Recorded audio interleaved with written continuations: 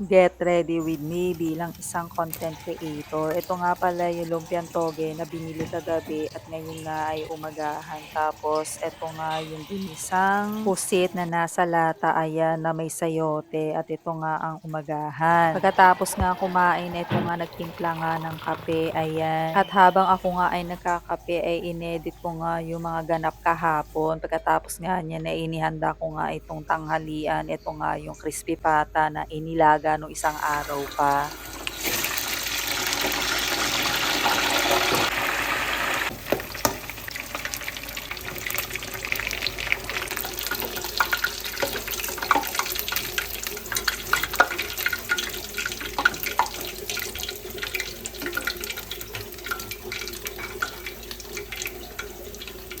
Ay di nakaluto na nga ako na isa at meron pa akong lulutuin.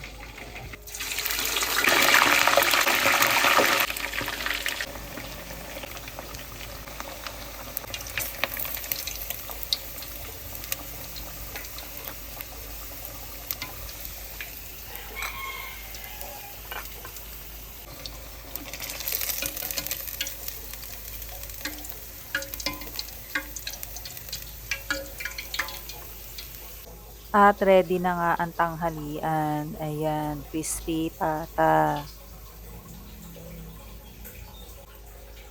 Dahil nga sa busy nga ako sa pag-e-edit, ito nga ako ay maya-maya na lang ang kakain. Ang kinakain dito ni Ase may mga buto ng manok kahapon kasi kahapon ang ulam nila ay fried chicken.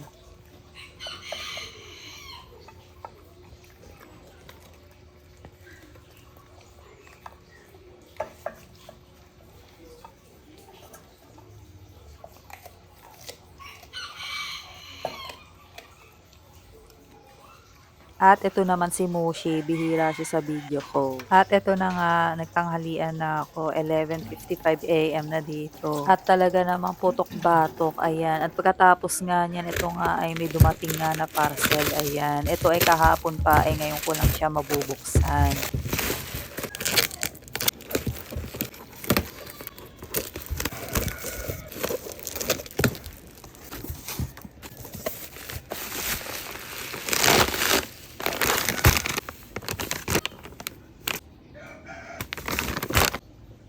At habang ako nga ay nag-e-edit, may naririnig nga ako nag-aaway na pusa kaya ito nga ay aking yan nilabas. At ang itsura nga niya ay kamukha ni Bibing Poging Pipoy, ayan. At kalahi din.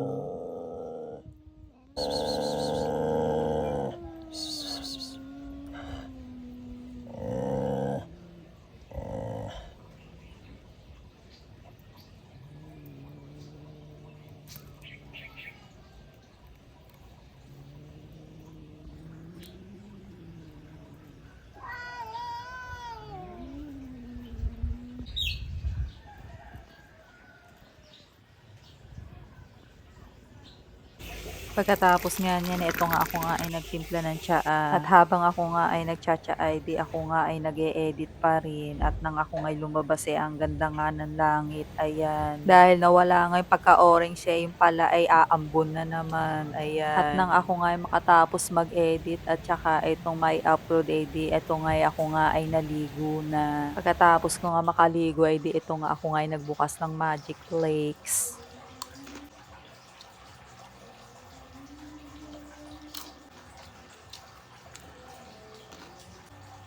Pagkatapos niyan, nagtira pa nga dito ng ubos na hiya pang ubusin. Ay di ano pa nga baga, ang eksena ay tapos na naman na maghapon at dito nga ay alas 8:35 na ng gabi. Ayan. At dito nga sa akin maghapon naka 2,791 steps naman ako at 5 oras mahigit ang aking tulog. Ayan.